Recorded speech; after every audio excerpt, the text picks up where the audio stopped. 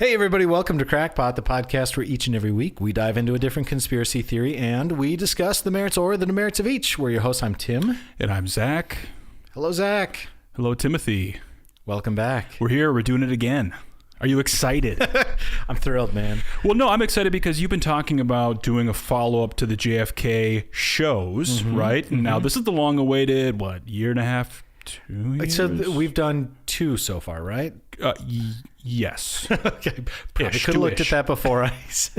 But we did. Okay, so this is obviously the Jack Ruby conspiracy and how Jack Ruby plays into the John F. Kennedy assassination. Now, we did one last two Novembers ago, I want to say. That sounds right to me, yep. Just about what the Warren Commission said. And it was a little bit on the long side. I think it's worth every second, every minute of it. It's good. It's really good. We laid it out, basically what the government says happened.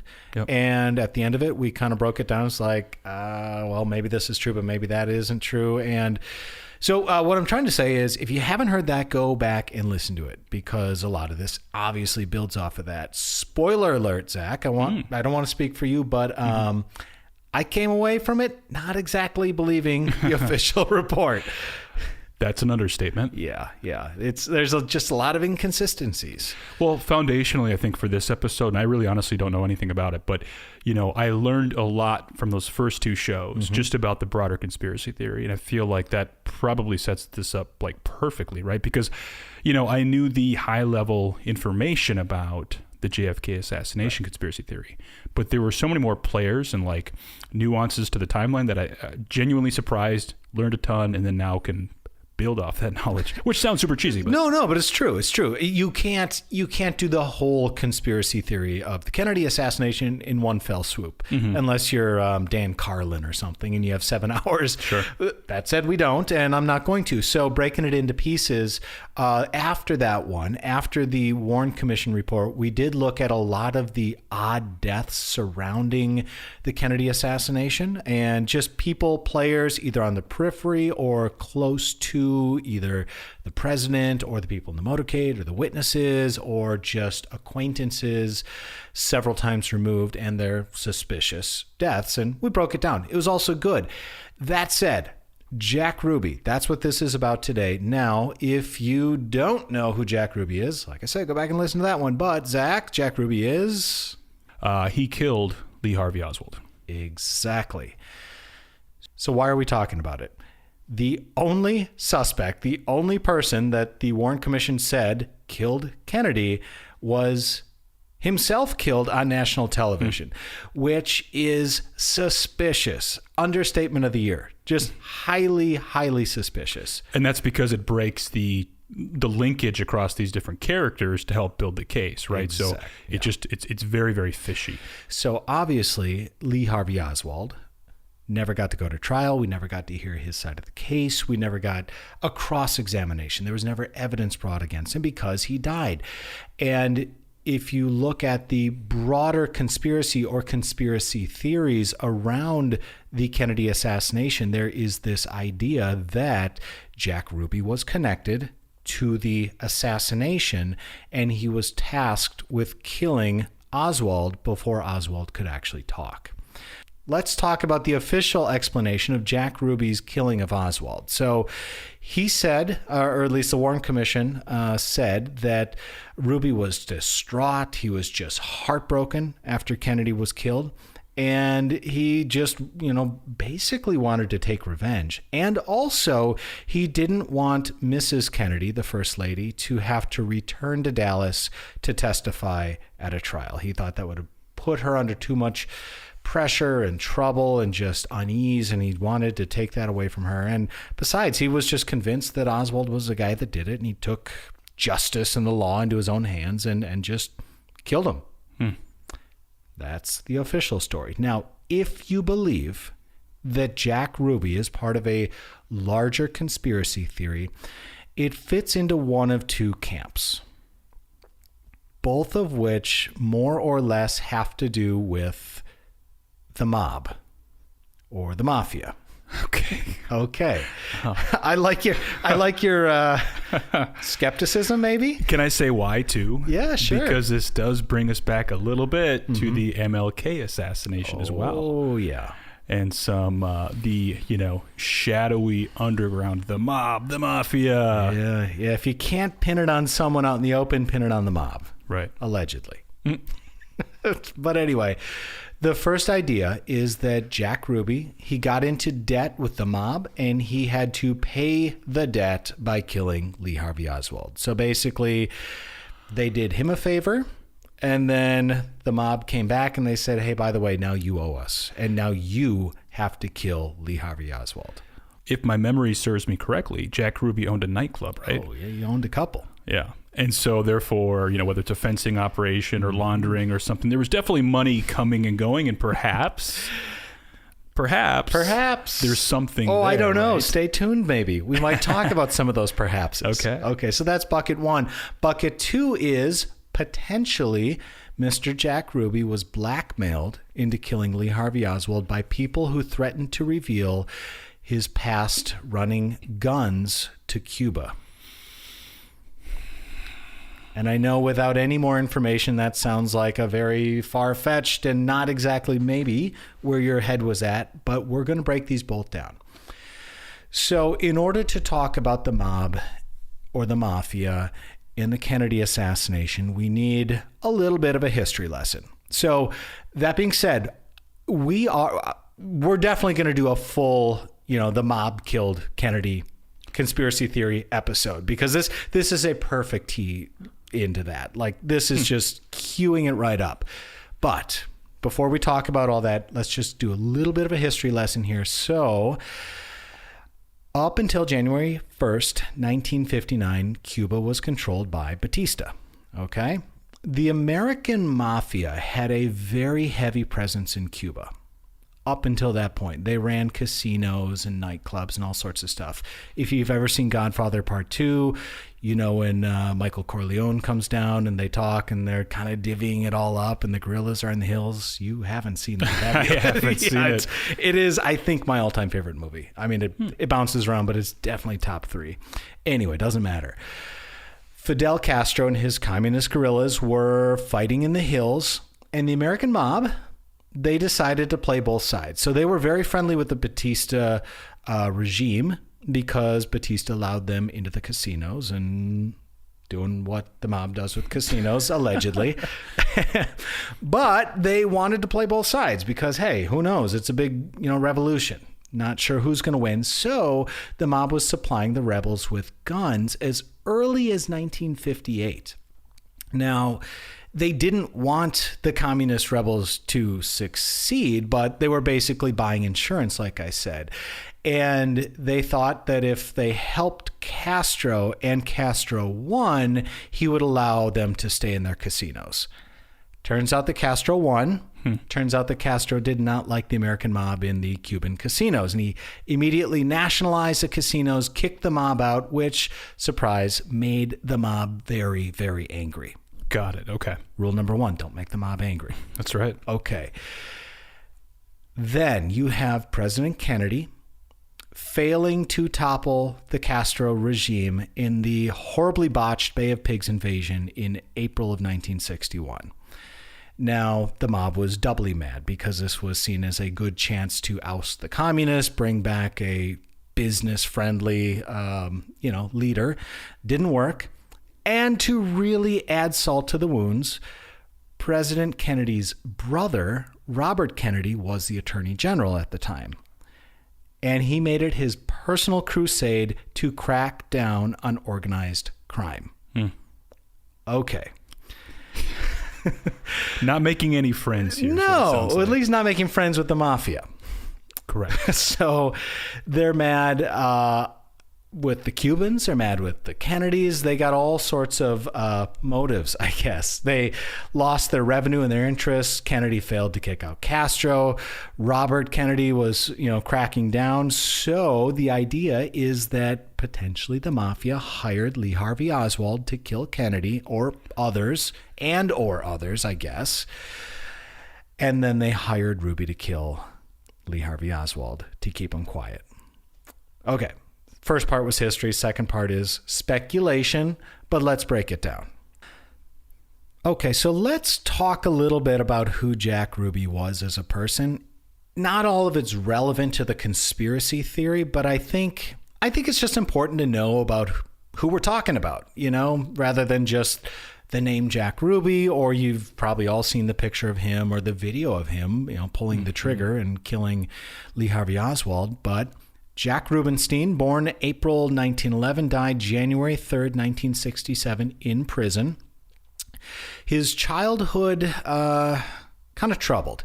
His parents were both immigrants. Yiddish was the primary language in his house. His father was a nasty drunk. His mother had a very bad temper. They separated very early on. His nickname growing up was Sparky, which people kind of attributed to his very sharp temper, very sharp and violent temper. He grew up in a ghetto. He had very few friends, wasn't on any teams or clubs or activities. He had to repeat the third grade twice, and he quit school after the eighth grade. And he basically made money for himself and his siblings by scalping tickets. And he was known around town as a pretty good street brawler. Starting to get a little picture of who little Jack Rubenstein was, right? I think so, yeah. I think so. So he moved to L.A. in 1933, where he was a singing waiter. He sold tip sheets at racetracks, and he was a door-to-door salesman. Moved back to Chicago in 1939, made money scalping tickets and selling watches, and then became active in the local 20467 Scrap Iron and Junk Handlers Union for 3 years. So good for him there, which does kind of play into it. But I was going to say it's quite an interesting union name, the Scrap Iron and Junk Handlers Union. But anyway, war broke out in Europe and the Pacific. He was drafted in May of 1943. He was stationed generally in the South, United States South, at various military bases. Never saw service overseas or anything. Was honorably discharged 3 years later, and then he moved to Dallas in 1947. Where he helped his sister operate a supper club there for a while. Later in 1947, he and his brother legally changed their last name to Ruby, and the reason he gave to the judge was that his last name was too Jewish, his words, and everyone already knew him around town as Ruby anyway, so he just wanted to make it official. So he managed nightclubs, strip clubs, dance halls, famously the Vegas Club and the Carousel Club. Those were the two clubs that he owned at the time of the assassination. And being a manager, owner of these different clubs around town, he had pretty close ties to the Dallas Police Department. Oh, that's right. We kind of talked about this in the first episode. I remember that now, yep. Which maybe at first blush, you're like, whoa, what, why, how? But you think about it, it's like you probably want the police around in case something gets out of hand and so on and so forth. But he would supply the cops with free booze and allegedly prostitutes. The chief of police, when asked by the Warren Commission, how many people know him in the police department, he said 25 to 50. Of the about 1,200 police crew in Dallas were acquainted with him. Many cops at the time think that number was very low. Oh, I was going to say, that sounds suspiciously low. Suspiciously very low. And there was also a Dallas disc jockey and the Dallas County Sheriff both said that he ran a prostitution business on the side. Sure. And the DJ basically said that, when talent would come to town for tours or to record a promo at the station, they could call up Jack and he could arrange for acquaintances for the talent. So that's the kind of guy he was, allegedly. Actually, no, that's not allegedly. That's all sworn under oath, I guess. But Zach, he had a pretty violent temper. Yes. Talked about this a little bit when he was a kid, but he had a very, very violent temper. He was also not only the owner, operator, manager of these clubs, he was also the bouncer for the clubs. And there's 25 recorded occasions of him beating his customers. judge, jury, and executioner. Yeah, kind of. I mean, I assume he also poured drinks too, right? Right. There's a couple cases of him pistol whipping some people, just beating them with his knuckles and fists, blackjacking them. He knocked out a guy's tooth once. He would throw people downstairs if they got too unruly, just down a flight of stairs. Now, it's also maybe important to know that Jack Ruby was 5'9" and about 175, give or take. And there's one occasion where multiple witnesses saw him knock down a 6'3", 230-pound gentleman.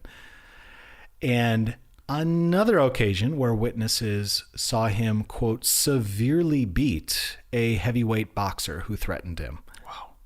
Yeah. Fascinating. Indeed. So it sounds like, given his temper, given his upbringing, he learned how to handle business on the streets and knew exactly what he was doing most of the time. Right. I should also say that almost all of this information about the violence and the beating and stuff like that comes directly from the Warren Report, which I'm not going to explicitly say it's made up or it's falsified or anything like that, but I think if you believe one or more of the conspiracy theories revolving around the assassination of Kennedy, you could see why they would want to paint him as a violent person with a quick temper. Yep. And therefore, you can easily draw the conclusion that he just snapped and killed a man on national television, essentially. Right, right. So, going to leave that just as an aside for right now. Also, in relation to his violent temper, people talked about when he would go to parties and drink too much, he would take his shirt off, beat his chest, make gorilla noises, and roll around on the floor. So, life of the party. Interesting. Not what you read about Jack Ruby in the history books, probably. At least not the history books I ever saw.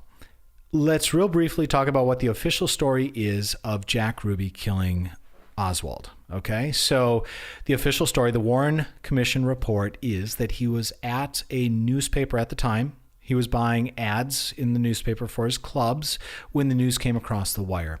Everyone that was with him or in the room at the time remember him being just absolutely distraught for days afterwards. He was in mourning. He was very upset, sullen. He would pace back and forth. He closed his clubs and he just had a hard time communicating with people.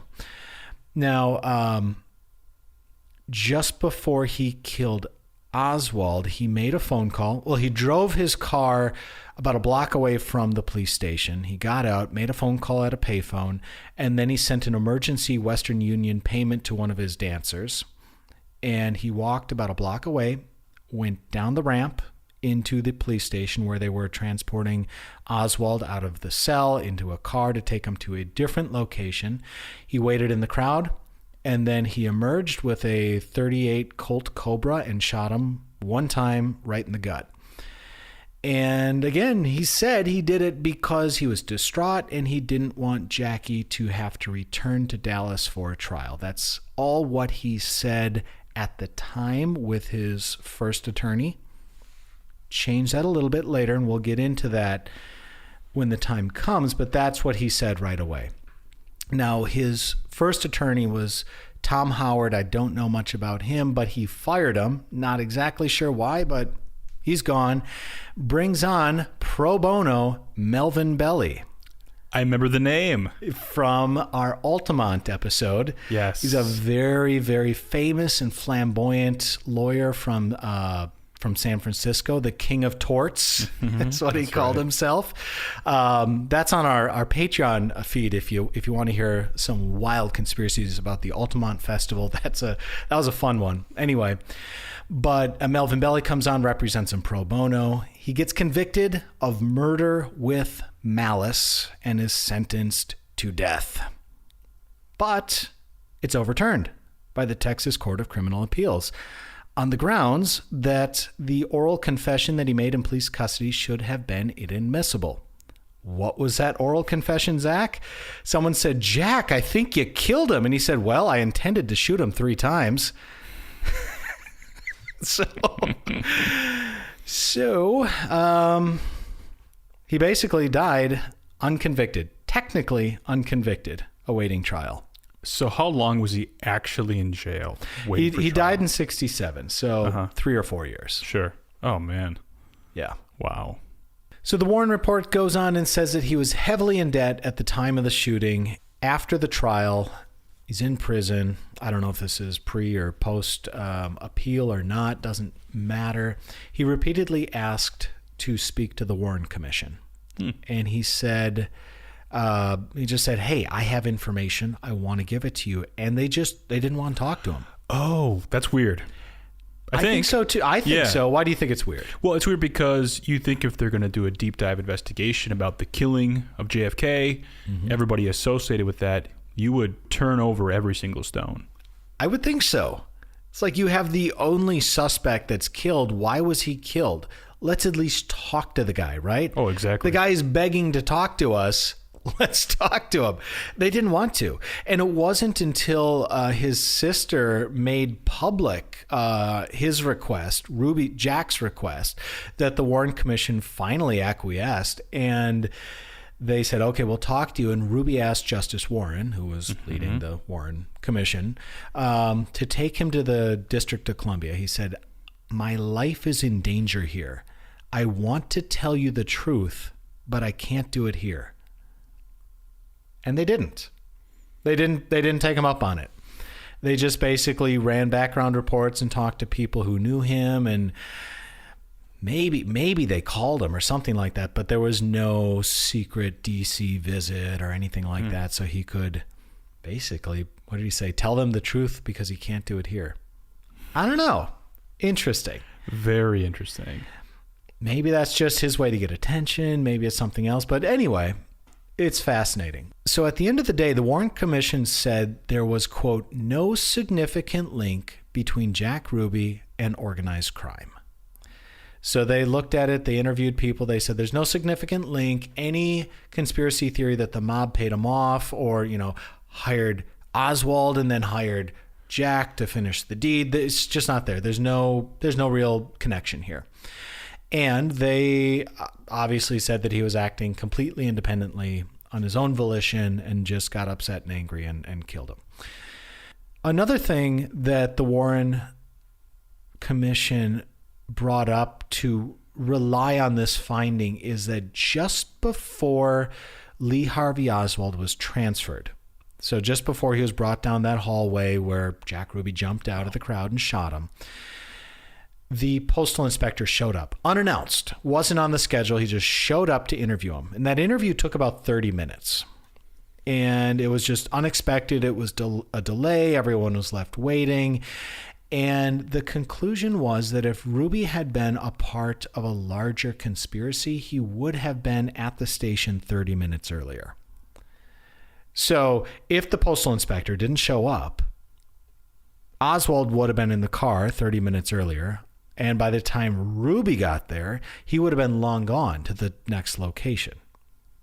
You follow? It's a little confusing, actually. So, but why would that indicate there's some sort of... It would indicate that if they said, if he had inside information about when Oswald was being transferred, he would have been there 30 minutes earlier because because Oswald's transfer was delayed completely unexpectedly by 30 minutes. Oh, I see what you're saying. It set everyone back. Okay. And he just happened to show up at the right time. Got it. Okay. So that's the conclusion they came to. They also said that he entered the police station with help, but it was likely unwilling help, as he knew, well, what did I say, like 15 to 20 different cops or the entire police department, or pretty darn close there too. And they're probably just like, oh yeah, Jack, come on down. Exactly. Another kind of interesting wrinkle to the Warren report is that the third highest ranking member of the Justice Department terminated an investigation of Ruby's Cuban related activities. When? Like right around the like time? while they were researching the Warren report and while they were researching Jack Ruby. And at the outset, I said there's the mafia angle, and then there's the mafia angle with the Cuban gun running stuff. So they, of course, got wind of this, and they're like, well, let's look into it. Let's see if there's any truth to Jack Ruby running guns to the Cuban rebels. And the third highest ranking member of the Justice Department said, no, we're not doing that. Keep moving. Look elsewhere. Suspicious? Very suspicious. And in fact, again, it gets back to the fact that you want to look into every single lead. You want to take a look at every piece of evidence. I mean, a president was assassinated. The person that killed the president was assassinated. The person that's alive in custody, might know something. Exactly. Might be a key player into the whole darn thing. Right. And if you don't start turning over those stones, you're not going to figure it out. I would say, start there. I would too. So, okay. Zach, do you remember the House Select Committee on Assassinations? I do actually remember that. Yeah, it comes up a lot on this show. Yes. So they looked into the Kennedy assassination. They looked into the Robert Kennedy assassination. They looked into the Dr. Martin Luther King Jr. assassination. Mm-hmm. So when they were doing their due diligence, as the Warren Commission probably didn't fully, they said, well, the chief counsel for the House Select Committee on Assassinations, G. Robert Blakely, said, quote, the most plausible explanation for the murder of Oswald by Jack Ruby was that Ruby stalked him on behalf of organized crime, trying to reach him on at least 3 occasions in the 48 hours before he silenced him forever. All right. Anything? Okay. I don't know if this is a direct tie-in to everything you just said. So just kind of pull me back if I'm going on the wrong track here. Yeah. But like one thing that I'm just trying to get my head around is really truly outside of wanting to kill Lee Harvey Oswald because he was distraught. Mm-hmm. Like what else? What's the other motive? Like really truly, like what's the motive? Like Lee Harvey Oswald was just, I mean, I want to say he was a patsy, but I don't. Right. But I mean, like, to my knowledge, Lee Harvey Oswald doesn't have any connection to Cuba. Right.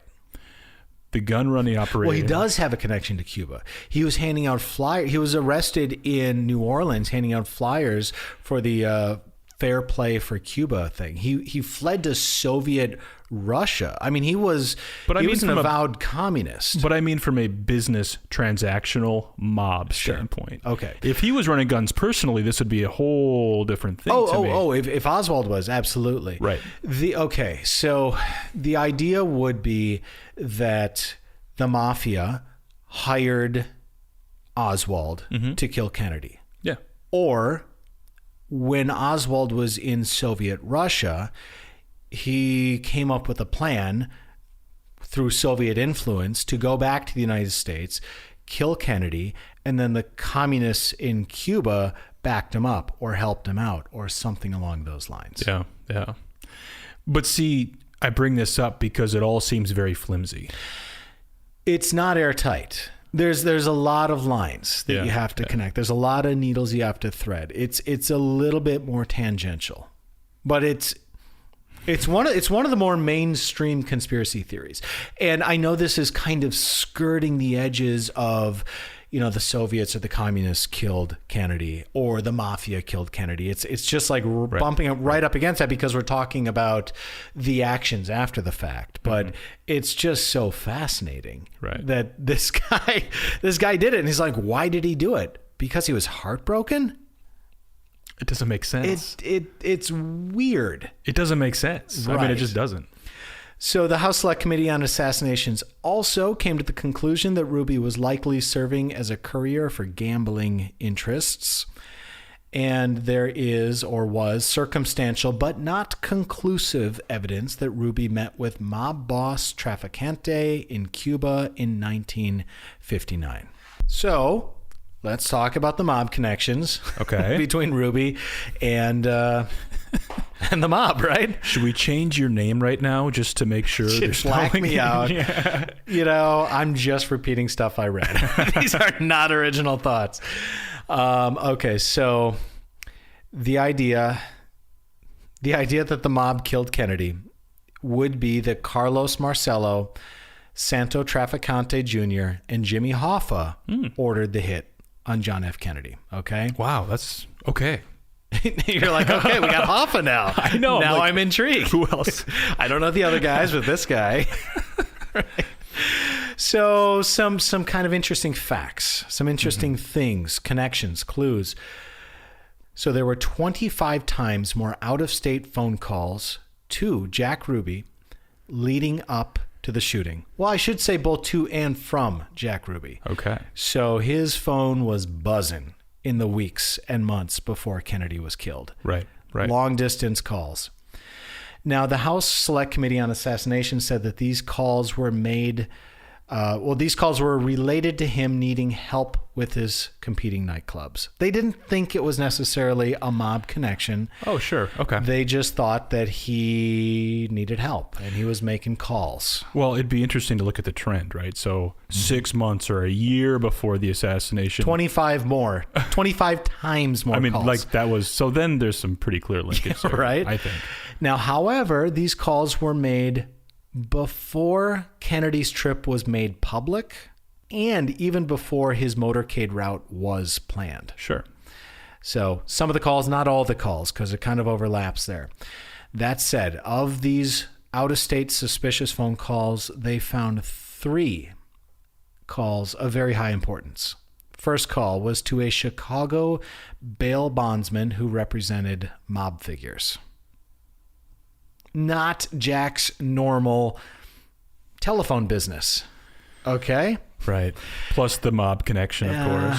Yeah. Now, when this bail bondsman was asked as part of the Warren Commission report, he refused to cooperate.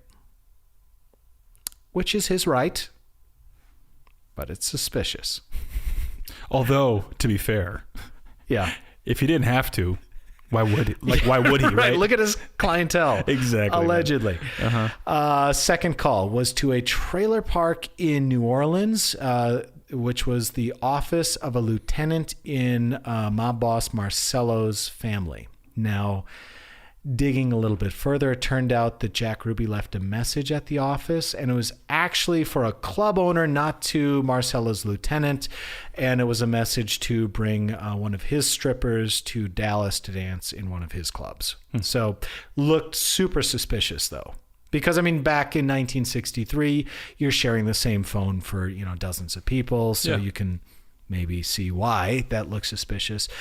The third call was actually 3 calls to aides of Jimmy Hoffa. Now, apparently, according to them, this was to help Jack out with some trade union issues at his clubs. Apparently, there were other clubs that were having amateur nights, and they didn't have to pay the same fees that he did, and Jack didn't like that because he was undercutting his profit, et cetera, and he wanted basically Jimmy Hoffa's help, and they turned him down 3 times. Okay. That's what they said. Another interesting mob connection here is that the son of New York mafia boss Joseph Bonanno said that he knew the mob was involved with the Kennedy assassination when Ruby killed Oswald because of Ruby's, quote, well-known ties to Chicago mobster Sam Giancana. Interesting. Mm-hmm. So, I don't know, is that hearsay? Is it even evidence? It's interesting. The House Select Committee on Assassination said Ruby, quote, had a significant number of associations and direct and indirect contacts with underworld figures, end quote, and the Dallas criminal element, but he wasn't a member. Right. I mean, he's a businessman doing business with these figures. Man. I'm a businessman, not a businessman. All right. Another interesting connection is that Marcello's lieutenant, Joe Campisi. Ruby went to his restaurant the day before Jack Kennedy was assassinated. Just went there, hung out with him, had dinner. And then Joe and his wife visited Jack Ruby for 10 minutes on November 30th, 1963, while he was in jail. Can you draw a connection for me, prosecutor? Well, Zach. okay, so, I mean, Jack Ruby Yep. talks to this mob figure Sure. before the assassination. The day before the assassination. Probably just catching up, I'm sure. Just, what's happening? How's business? Yeah. Exactly. How's the family? Right. Then, the next day, Jack Ruby kills Lee Harvey Oswald. Oh, not the next day, but I mean several days later. But the next day, Kennedy is killed. I'm sorry. Thank you. 2 days later, Oswald is killed. Right. So, And then 5 days later, he and his wife just pop into the jail. It's a stop Say, and hey, chat. Yeah. How's it going, man? You need anything? You good? They treating you well? So, to play devil's advocate, Please. maybe it's, hey, any last business you need me to help wrap up? Right. Or, something. Is everything still planned? Is everything going good? Yeah. Right? Right. Is anything we need to worry about? Nope, it's all good. Comes by to the jail later. Good job. Don't worry. You're taken care of. Exactly. Everything's under control. Don't worry about it. Doesn't take a lot to imagine that. I know. It's this is just so weird. Okay, that's a mob connections. Let's talk about the Cuba connections. So the FBI reports that Ruby traveled at least 6 times to Cuba. Now, this would be both before and after the communist revolution, after Castro takes over. Sure. Which is kind of weird to me, but maybe he was trying to smooth things over or something. I don't know. Why is this Dallas nightclub owner going to Cuba?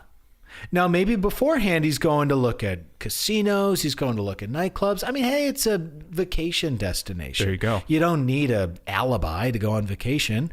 So that being said, with everything else, it does look a little bit fishy. So in 1959, Ruby went to Cuba to see Louis McWillie. And McWillie ran an illegal gambling house in Dallas. But while he was in Cuba, he operated Havana's Tropicana Club. So after the revolution, McWillie gets put in Cuban prison, which is probably not a good place to be. I'm just going to go out on a limb and say that. So Ruby then said he was trying to free 3 people from Cuban prison, and he was paying people $5,000 per person to help him out. Sure. He even offered $25,000 for a letter of introduction to Fidel Castro. So if you could just get a letter to Fidel Castro from Jack Ruby, allegedly, he would give you $25K. So Ruby goes, he visits McWillie in Cuba, gets put in prison. 2 months later, Castro deports 3 prisoners. Maybe it's related to Ruby. Maybe it's not. Oh, no. Okay, Lauren Hall, Henry Saavedra, and Santos Traficante. Okay. Now, he met with Santos Traficante in 1959, immediately when he got out and back on American soil. The connections are odd. Now, you can easily say that he was a nightclub business owner, and sometimes you just gotta grease palms to get stuff done, and you start operating in different circles, doing people favors. Exactly. Yeah. Okay. I'm not gonna say that's a good thing or a bad thing necessarily, but hey, maybe that's just how business worked. Sure. Or you can say that he's like going to foreign countries and like getting people out of prison, getting alleged mob bosses out of prison so that they can come back to the States. It's just so, it's all just so weird. Now, friends of Ruby told the FBI, and I don't know what kind of friends these are, they told the FBI and the Dallas News that Ruby used to run guns and ammo from Texas to Cuba. Sure. If you look at a map, that's a very long boat trip.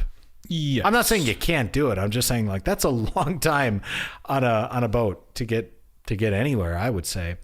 Now, Ruby, it was said that he was only in it for the money. He didn't care about communists. He didn't care about capitalists. He didn't care about the United States government. He cared about money. Exactly. I was going to say probably the same thing. He just wanted money. He just wanted money, and this was a good, easy way for him to make a lot of money in a short amount of time. Right. Allegedly. But basically, they said he was smuggling guns to Cuba before the revolution on behalf of the mafia, who wanted to play both sides while the guerrillas were still fighting in the hills. Mm-hmm. Now, Santo Trafficante, who he maybe got out of prison, okay, he was asked in front of the House Select Committee on Assassinations if he had ever discussed any plans to assassinate Kennedy. Yeah, totally. Trafficante said, quote, "I respectfully refuse to answer that question pursuant to my constitutional rights under the 1st, 4th, 5th, and 14th Amendments." That's so wild, yeah. I mean, I suppose they had to ask, but... Well, right. And to your point, obviously he's not going to say anything. And I mean, he doesn't have to. Right. But by taking the 5th, he is implying that he does have information, and he's not going to give information because it would incriminate himself. So while that can't be used against him because it's a constitutional right, it looks super suspicious. So look, I know there's a lot of loose ends. There's a lot of weird threads. There's a lot of different, like even this one conspiracy is about 2 other conspiracies that we're not really talking about directly. Right. So I understand if you're confused or lost or anything else. I'm doing my best here, but what are your thoughts? What's your hunch? What's your gut telling you at this point? Okay. So we've come a long ways. Let me try to take it back a little ways. Yeah. Talk about, I think we started with 2 different frameworks to think about the conspiracy theory, right? Or perhaps 2 different conspiracy theories altogether. Conspiracy theory number 1. Yep. The mob is involved and responsible. It's the direct linkage between Jack Ruby, Lee Harvey Oswald, and JFK. Yeah. Those deaths are all related. There was some sort of, whether it was business gone bad, people owed other people favors, who knows what the story is, right? We'll never actually ever find that out. But that's one. So we've got clear-cut the mob involvement. Yep.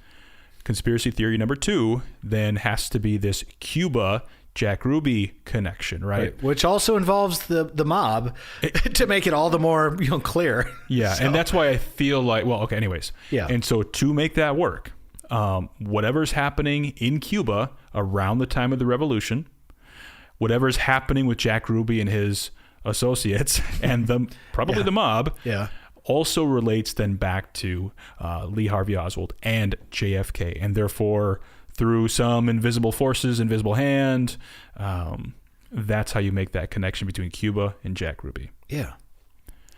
Do you believe it? Or not even do you believe it, but like where's your head at? I mean, is it too far of a stretch? Like, could you believe it? Like, what's... Well, I feel like it's kind of like 1A and 1B. Yeah. I don't feel like it's 1 and 2 necessarily anymore. So I feel like probably what's involved here, and I'm just going off a hunch, and my hunches are usually 100% accurate. 100%, yeah.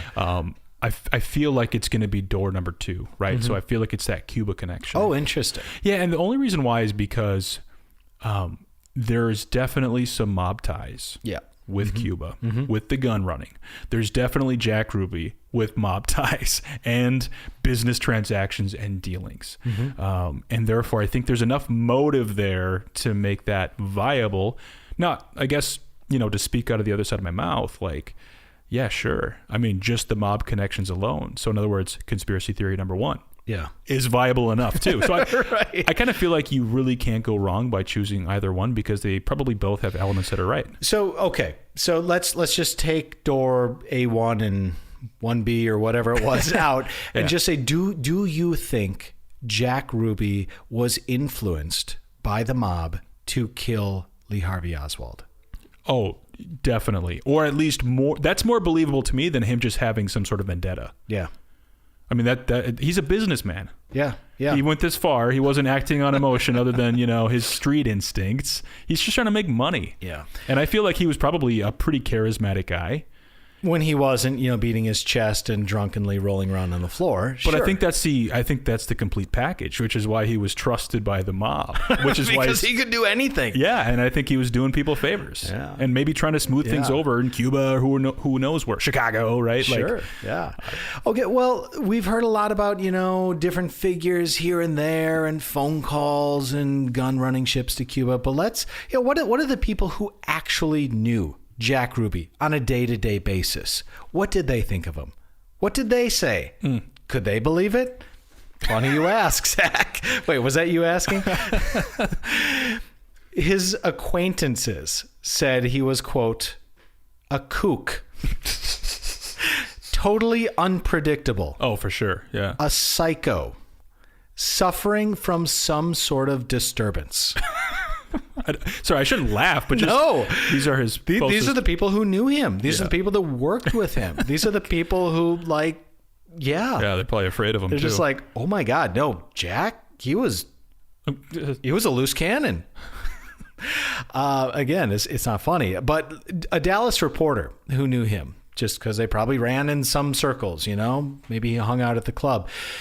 He said, you would have to be crazy, end quote, to trust Ruby with anything important because, quote, he couldn't keep a secret for 5 minutes. Jack was one of the most talkative guys you would ever meet.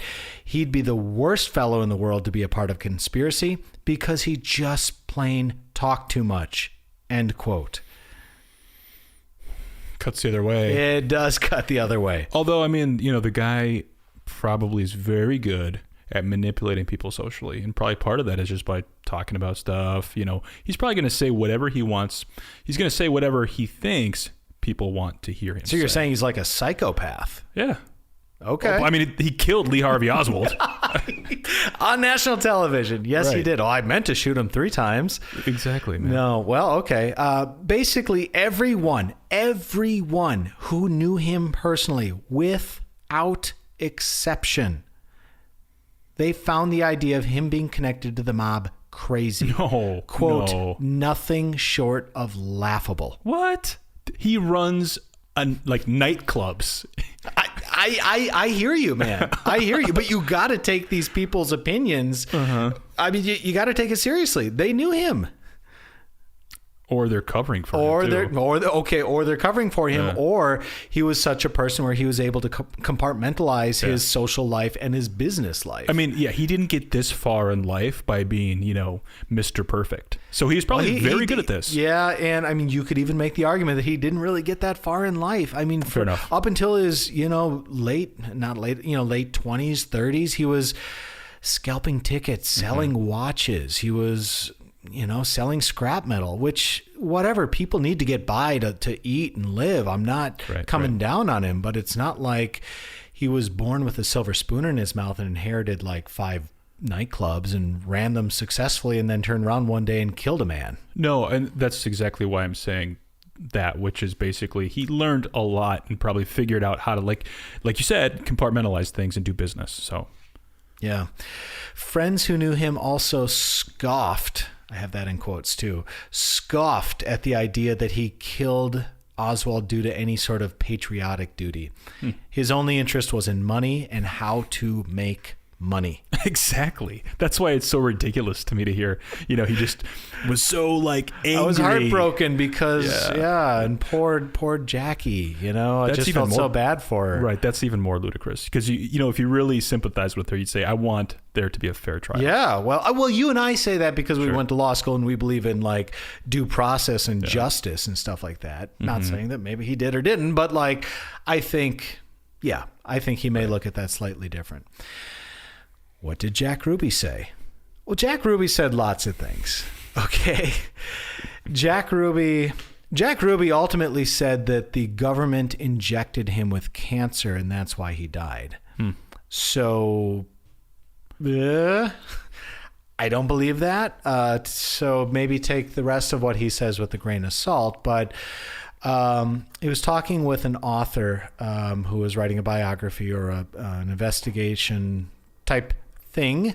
And he said that they, meaning the Warren Commission, didn't ask me another question. This is Jack Ruby talking here. He says, they didn't ask me another question. If I loved the president so much, why wasn't I at the motorcade? And isn't it strange that perhaps I didn't even vote for President Kennedy, or I didn't even vote at all, that I should build up such a great affection for him? So here you have Jack basically cutting against his original defense. Exactly. It's like, they didn't even question me. They didn't even look into it like, oh, you loved Kennedy. Let's look at your voting record. Oh, you've never voted. Mm-hmm. Okay, well, that doesn't mean you can't love a president, but sure. You'd think you'd be out there at least voting. or if you loved him so much, maybe you would have stopped by the parade route. It was only a couple blocks. The newsroom was just a couple blocks from the motorcade route. In March 1965, he said, everything pertaining to what's happening has never come to the surface. The world will never know the true facts of what occurred, my motives. The people who had so much to gain and had such an ulterior motive for putting me in the position I'm in will never let the true facts come above board to the world. Right. Do you believe that? Yes. Okay. So he's giving an interview shortly before he died. And at the end of the interview, the author, they shook hands, hey, thanks, all that. And the author said that he felt a small piece of paper pressed into his palm. Mm-hmm. And he's like, okay, play it cool, put your hand in your pocket, walked out of the prison, walked into his car, sat down, opened up the piece of paper, and it said, if you keep your eyes open and your mouth shut, you're going to learn a lot. So again, it's Jack playing into this, I was just a part of a larger conspiracy. I am not some lone gunman. I am not trying to avenge the poor widow. I am not acting out of some twisted patriotic duty. Mm-hmm. I can't tell you because I'm not safe. It's what he told the Warren Commission. Right. He's like, get me out of here. I can't say what I need to say while I'm here. And they just refuse to do it. We'll never know. We probably will never know. There's also some things we touched on earlier that I would say probably cut pretty hard against the fact that he was either acting as part of a broader conspiracy or maybe at the behest of the mob or something like that. If it was Jack Ruby's job to silence Lee Harvey Oswald, because that's what it all comes down to. That's what we really haven't explicitly said here. They wanted to silence Lee Harvey Oswald because he knew too much and he would let the cat out of the bag, either under interrogation or torture or something else like that at trial, God forbid. If it was Ruby's job to silence Oswald, he was 3 days late. 3 days late. He had over 12 hours of interviews up to that point. Okay. Oswald could have said anything in those 3 days. Maybe did say anything in those 3 days. Why kill him after those 3 days? Sure. Well, maybe he said too much. Somebody found out. But then he said it. Mm-hmm. Yeah, that's true. So another reason he might not have been a part of this was that conspiring with Jack Ruby months ahead of time really wouldn't have done any good because there's no way of knowing where Lee Harvey Oswald would be when he was arrested, even if he was arrested. Exactly. And then where he was going to be taken. It appeared, yes, he ducked into the theater ultimately, and that's where he was arrested. And you could say, well, he was trying to get arrested by the Dallas PD or something like that. But I would have to assume he was on the run. He was on the run for good. And he wasn't intending to stick around Dallas or even Texas necessarily, right? Right. So why work with Ruby that far ahead of time if you don't even know where, when, or how Oswald's going to be arrested? Lastly, kind of goes back to the phone calls. If he was a mob hitman, more or less, the calls to Ruby would have increased.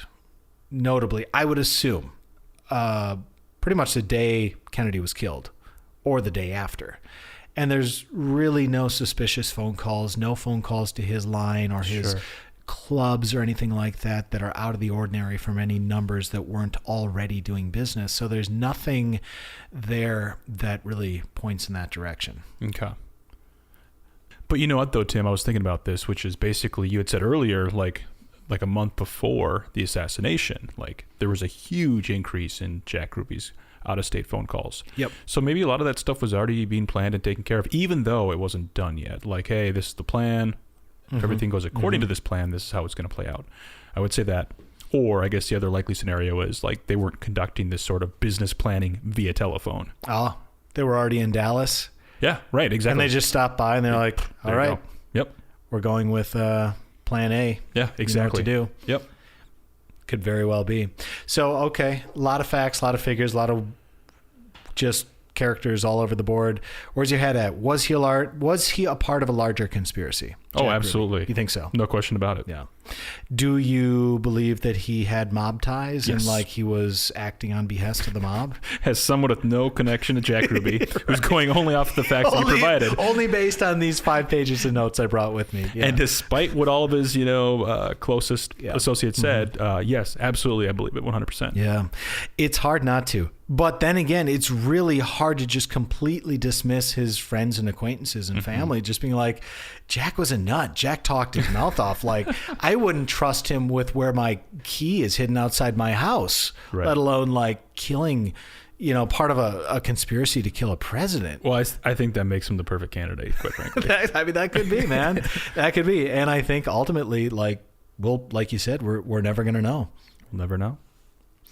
All right, everybody. Thank you so much for tuning in this week. I hope you like these. And like I said at the outset, if you haven't already heard the original one we did a while back, go and check that out. I think we called it JFK and something. Mm-hmm. Sorry, I should have looked that up. But anyway, it was pretty good. The Warren Commission was one of them. Warren Commission. Yes, Thank you. So check that out. And, while you're at it, leave us a little rating, a review, a friendly note, something like that. Tell your friends, tell your neighbors, tell your local nightclub owner about our podcast, and we'll see you next week. Thanks, everybody.